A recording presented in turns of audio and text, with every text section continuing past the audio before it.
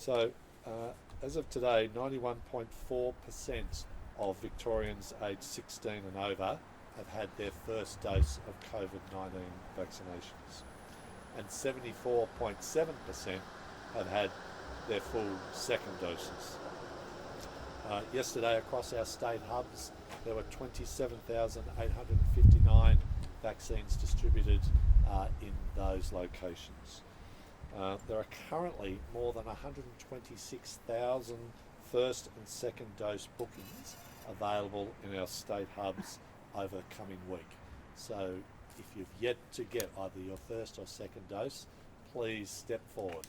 And that's before there's many other opportunities, including 65,948 second Pfizer dose appointments waiting there if you're due for your second Pfizer. It's really never been easier to get an access to vaccines, particularly as we close in on 80% later this week.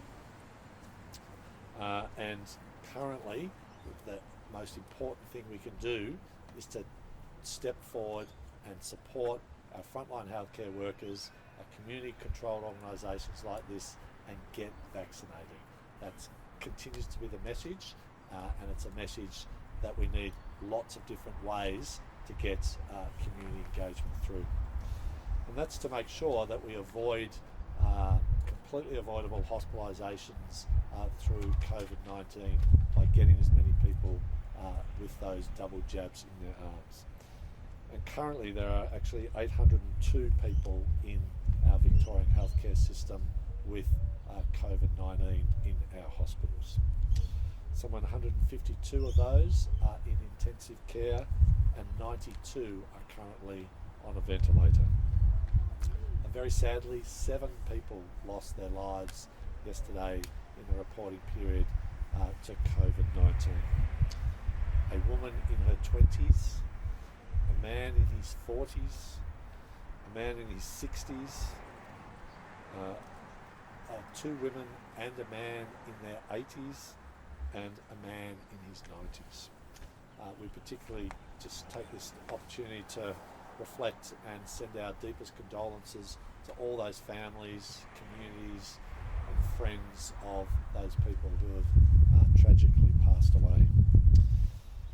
There were also some 56,905 tests done yesterday. Jerome will talk a bit more about testing, but we want to make sure that particularly as higher levels of vaccination start to play out in the community and we move around more, it's just as important as ever to come forward and get tested. And we want to make sure that those testing numbers stay as high as they possibly can. There were also, in terms of the total case numbers, 1,461 confirmed cases of coronavirus locally acquired yesterday, bringing to total 24,831 active cases of COVID-19 in our community. And it's important, therefore, that opportunities like this, where Victorian community-controlled health organisations such as the Victorian Aboriginal Health Service are out there leading the community engagement efforts in those communities that continue to be underrepresented in those vaccination statistics. And we really do need to redouble all of our efforts of support for organisations like the Health Service here to do those extra yards of engagement, those extra steps of dealing with community on their terms in culturally safe settings that welcome and deal with the kind of issues that are important to these groups of our under-vaccinated communities that are able to be welcomed in, supported, and to get those numbers up and keep those communities safe.